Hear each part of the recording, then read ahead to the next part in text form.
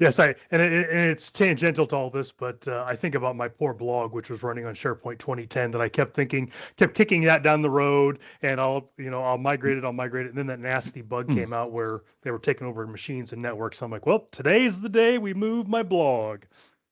Okay, so don't be like that. Don't be like me, and Don't be like Todd. don't be like Todd. Always good advice. Welcome, everybody, to this week's Ask Some Praxis. Today is August 6th, 2025. I am stepping in for Julie, our fearless leader and moderator, who is out in an undisclosed location, enjoying vacation with family. Today, we are talking about classic publishing site creation retirement. So as I just said, we're all here except for Julie. We are going to touch on what are publishing sites, what's being retired, the timeline of what this looks like. How do you know if you have publishing sites? How worried should you be?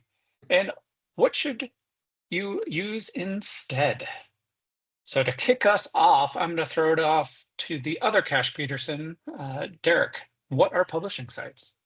All right. Well, this is, we were talking a little bit before this episode about publishing sites, and publishing sites are near and dear to my heart. That's really how I started in SharePoint. I was building public-facing websites using SharePoint, using the publishing sites in a long time ago. And that's really what got me going on this. But at the end of the day, publishing sites are a series of site templates that we would use. Every site in Microsoft 365 and SharePoint has a template. And these were templates that were specifically designed for building customized SharePoint sites, whether that be for publishing like intranet news or things like public-facing websites, extranets, all of those kinds of things. They were specified specifically for that use. They could be used for building public-facing websites, or intranets that didn't look like SharePoint. I spent the better part of 10 years building intranets that did not look like SharePoint, and then rebuilding them every time Microsoft revved a version. So from 2007 to 2010 to 2013, they were in heavy use during those days before we moved to modern. They also included a whole bunch of features like variations that was sort of the precursor to multilingual. So you could create different versions of a page when it was created and funnel that off to a different language, have a different workflow. It also, again, was the precursor to what we have today, which is modern news, where you could publish in one place and then have it picked up via search in another spot. And this is one feature that I'm still sorry about, and I spelled that wrong, is scheduled publishing. You used to be able to create pages and have them go up and down at specific times. So if you had a specific news post about open enrollment, you could have that go up, and then when open enrollment went away, you could have it go down. And also, and this is, I was refreshed my memory when I was building the slides for this, is it also includes the Enterprise Wiki template. I didn't realize they were all in the same bundle, but the Enterprise Wiki was very popular in the on-prem versions of SharePoint because folks were using that instead of a modern page like we have today. For us admins, there was some fun in there too. There was that sitemap where you could see all the pages and libraries and webs and all that kind of stuff. And there was also the fun interface for changing master pages. So you didn't have to get into the code to change master pages for team sites and all that. But you did because you wanted to. I didn't want to. You, the general, you might have, but this guy. Yep. All right, next slide, Patrick. All right. Well, so Derek, what is being retired? Yeah. So, we talked about this in our last episode about workflows, and that it was actually more than just classic sites, classic publishing site retirement. There's a couple of things in this particular retirement that are being retired. And I want to start out first by saying that I don't actually disagree with any of these at all. These are all really good things that need to happen because these are pieces of of legacy technology that if you've still got kicking around in your environment, you really need to think about modernizing and getting rid of some of that technical debt. So, but that being said, the first thing that's coming up with this is the ability to enable custom site scripting. This is going to be disabled by default in all of the classic publishing models. And this is not a classic publishing model, is the SharePoint embedded site template.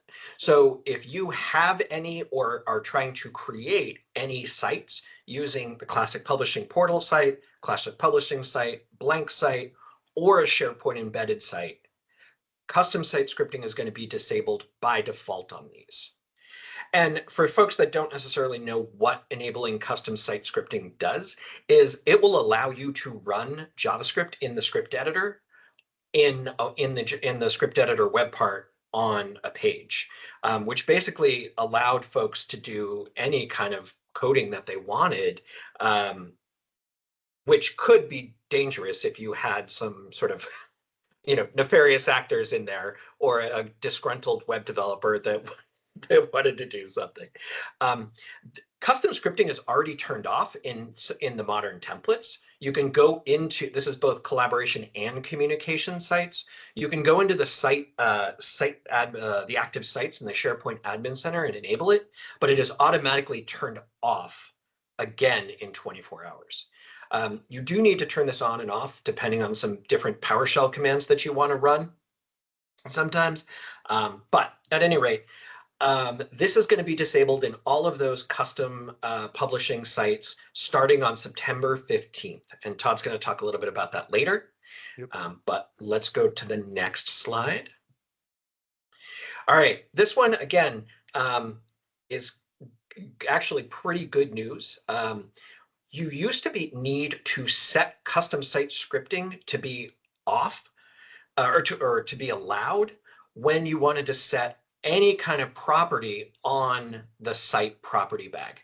And essentially what you would use that for is like if you wanted to add something into the property bag to like read out from a web part or to maybe add some data to search, like think of it as a set the template as department in the property bag, and then you could go search against that and pull back all the sites where this value is. So you used to have to, in order to set that, you would have to go and enable custom site scripting. That's going away. You'll be able to set that period. You do need to make a change using some new attributes in a PowerShell command. Yeah. It is allow web property bag update when deny add and customize value is enabled. And you easy can to do that remember. exactly. Rolls off the tongue. Yeah. Equals 1. You can do that in. I saw it today in the SharePoint, the latest version of the SharePoint PowerShell module. It has not made its way up to PNP PowerShell, as far as I can tell. Todd, is that correct? That is, or as far as I know, as of this morning, August 6th, that is the case. Yeah. All right. Excellent. So at the end of the day, you can set this value on either an individual site or at the tenant level. So that means if you're writing a web part that needs to add something to the property bag, or you want to take something away or an Azure function, whatever it happens to be, you can then do that based on this setting, and you don't need to turn custom site scripting on. So this is actually, again, very, very good change. Hey, Derek, question from those little less technical people. What's a property bag? All right. It's where you keep your property wallet. Yes. Exactly. It's like a giant purse that you shove all your stuff into. So if you want to get any information about your site, you can stuff it in that purse, and then code can then go in and take it out selectively. It's a bag. No end users would ever have any notion of what that is or ever see it. No, it's just a key value pair that you can set at the site or tenant. I liked my purse reference. The keys aren't in the bag? The keys are in the bag. Exactly. Yeah, it's just a spot where developers can put values that they need to get. All right, and this one is sort of the big meaty one, right? Like this is a piece of functionality that is going to be retiring soon. So as of September 15th, creation of new publishing site collections and subsites is going away. These are all the site templates and that you won't be able to create anymore. And again, this is very similar to what I saw on the first slide, but it's specific to the publishing sites. So the portal site, the blank site, and just the generic publishing site. It's also things like the Enterprise Search Center. So if you have a legacy environment that was using the Enterprise Search template and you have a separate site for search, that may be using the Enterprise Search Center.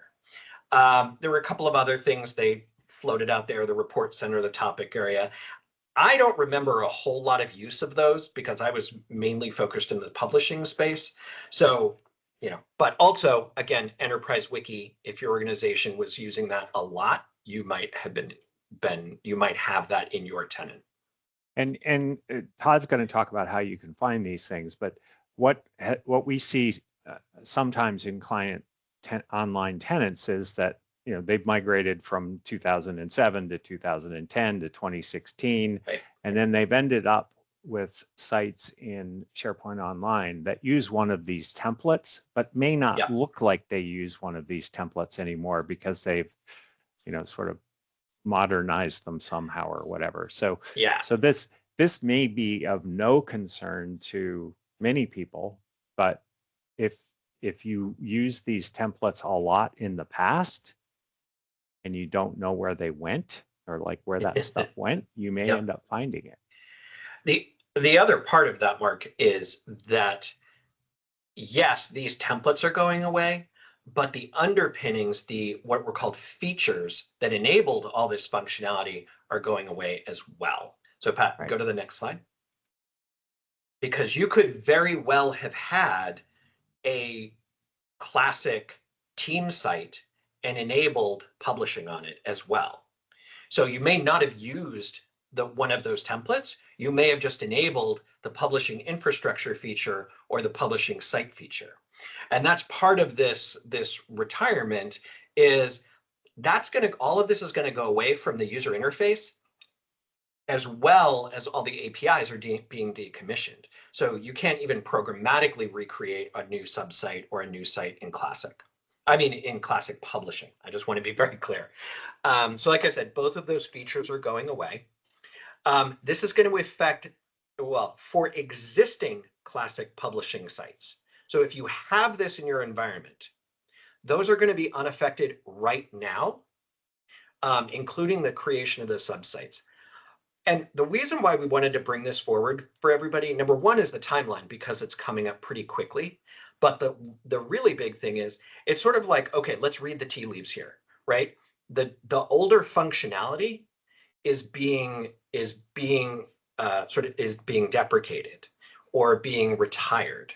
And so if you've got this in your environment, now is the time for you to start looking at this level of technical debt. We have folks that have been kicking Classic sites around, Classic team sites around for the last 10 years.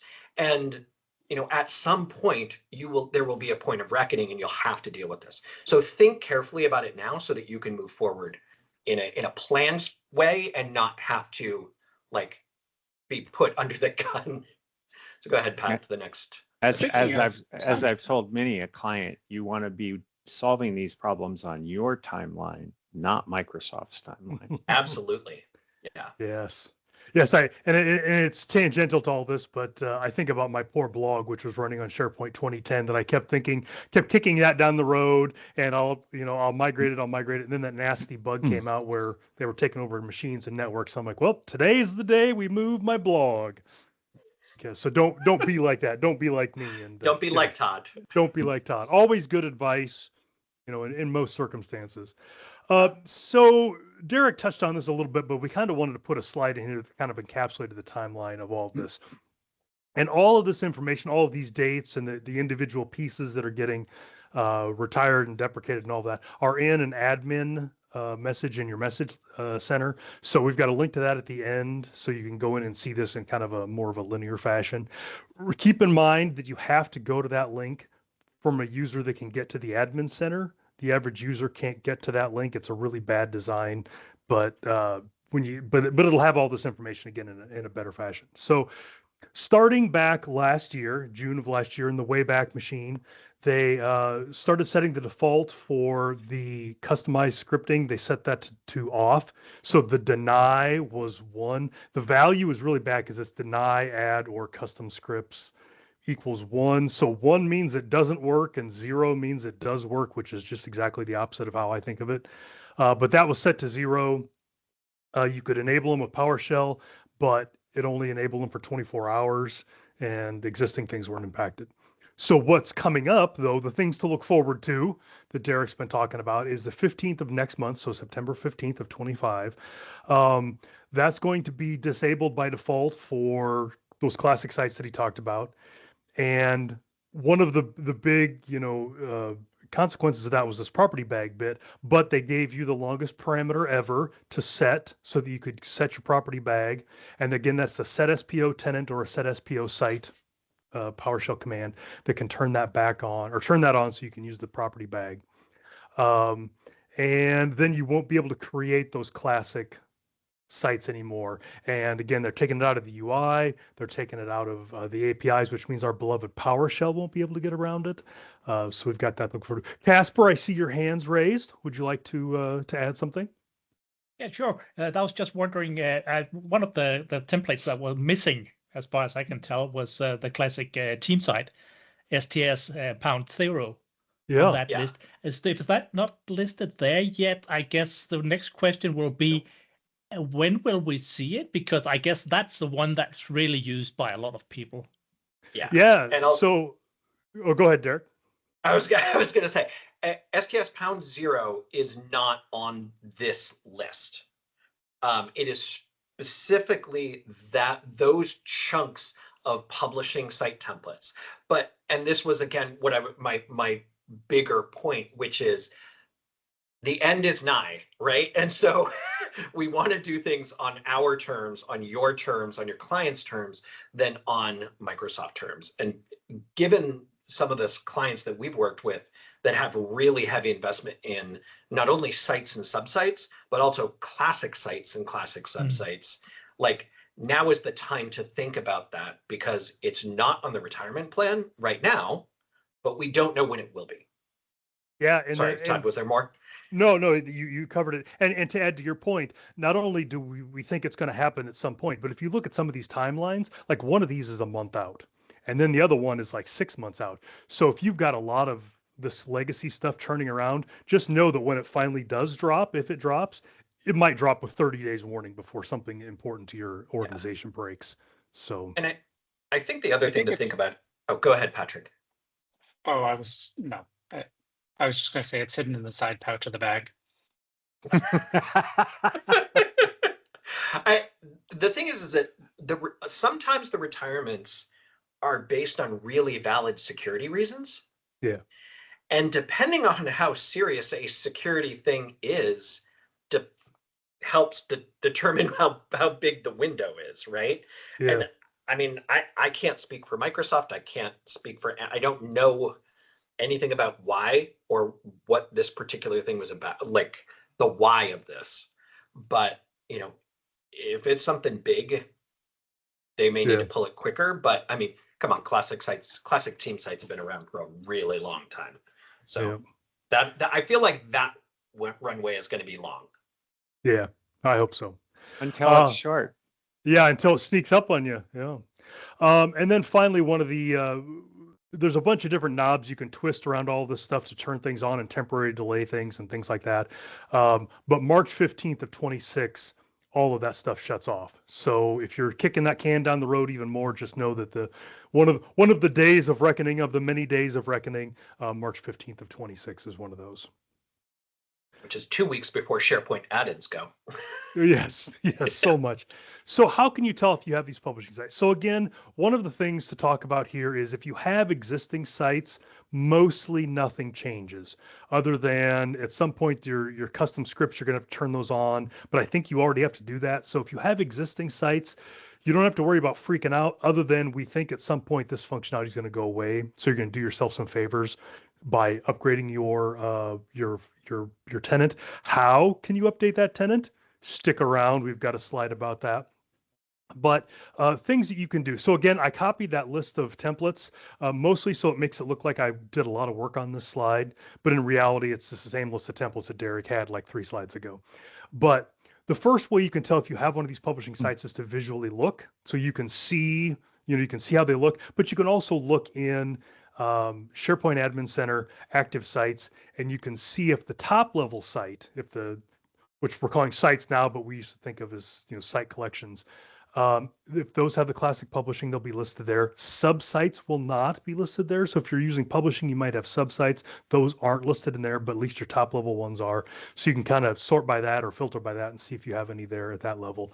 The other thing you can do is you can go to an individual site and look at the site collection features and see if any of those publishing features are on. So like the SharePoint Server Publishing Infrastructure feature, if that's on.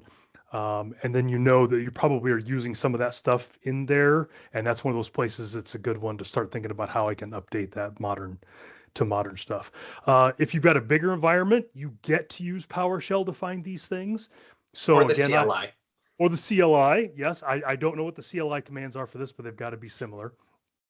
But for using the PNP PowerShell, you can do a get PNP tenant site that'll list all of the top level sites in your tenant, and then you can look at that long list of templates over there and see if any of those match. And then per site, you can do a get PNP feature to look for that feature name. And if you really have a big environment, you could do some looping, loop this, connect to that site, check for features, all that kind of stuff. And also while you're doing that, check to see if you have any subsites. So there's a get PNP subweb, I think, that will tell you if you have any of those. And I see that I'm getting mocked in the chat here. Yeah, yes, Krista, you're exactly right. So you tell somebody something, you tell them again. I really want these sites to be burrowed into people's brains.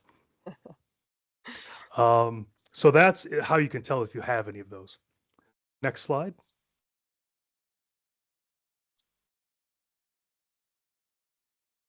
This is me. And I want to thank Mark Cashman for helping me with this content. He knew about some nooks and crannies that I had forgotten about, to be honest. So if you're still using publishing features, publishing sites today, the good news is, well, the bad news is you're still using them and you really need to change things. But the good news is you're not really going to lose much of what you might have been using publishing for in the past. Modern SharePoint has alternative ways to do a lot of these things. They're not equivalent exactly, but it's not, all of a sudden it's just a shinier version of exactly the same thing. It's a different approach to do all of these same things. So it's, I think at this point, it's not feature parity, but there's really no reason why you should be using publishing today. If you used it for all the sort of standard stuff we used it for. So for example, in Classic, we had one of the things that we enabled publishing features for was to create these sort of automagical navigation links. It would give you links to all of it would give you links to all of the sub-sites in a large site collection, depending on how you had things set. There's no automated version of that anymore, but given hub site navigation with a mega menu layout, you can actually build a lot of that stuff yourself and manage it. I think I find it easier. The automated part made you do all kinds of weird things if you wanted to change a link or two that you don't have to deal with the modern approach. Content approval, there are Power Automate based approval flows that are available right out of the box in the Pages library, which is where we tended to use that. You can enable them on other list and library types should you need to. Power Automate is there for any of that you might end up doing. There are also they're essentially out of the box approvals that happen to use Power Automate in the back end. So it can be customized or just the sort of standard thing. Variations are covered by multilingual publishing, which is available in Modern, and helps you set up different versions of pages in different languages. And there are even ways to automate some of that translation if you trust that. Master pages are no more. I haven't pushed a pixel around for a long time. I've still got my metric tools and my imperial tools for moving pixels, but I haven't had to pull them out of the drawer in a long time. Instead, we have just incredibly flexible ways to build pages and to theme our sites that really, I don't miss master pages at all. The sort of let's make it not look like SharePoint argument, I think, has gone by the wayside. I mean, SharePoint looks really good now, and few people complain about it. Sometimes the marketing or the branding folks in an organization will say, no, it has to look like our external website, and then it's just, that's not the right tool. You're not thinking about it the way that SharePoint works. Subsites.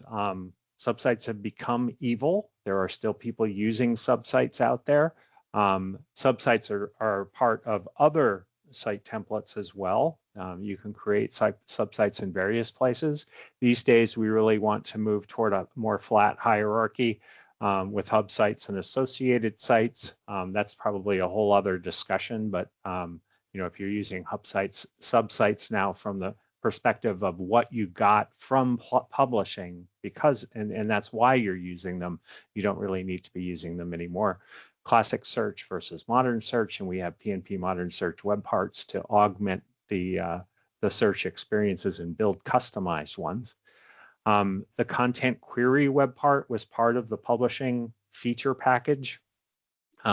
Today we have out of the box, we have the highlighted content web part, but then back up a line, we also have the PNP modern search results web part, which we can format in many more ways than we can the highlighted content web part, and in fact do more complex queries. So at least I tend not to use the highlighted content web part at all. I use PNP modern search. And then finally, full trust code. We haven't been doing that for a very long time, at least not in the cloud. And we have the SharePoint framework. So if you do have custom web parts that you need to include, or you have custom extensions, there are entry points for all of that. So thanks again, Mark, for the help with this slide. And on to the next one. All right. Well, our next slide is our resources. From some of the things we talked about, the message center post that Mark also included in the chat, some security concerns for site scripting, allow property bag settings at the site and tenant level.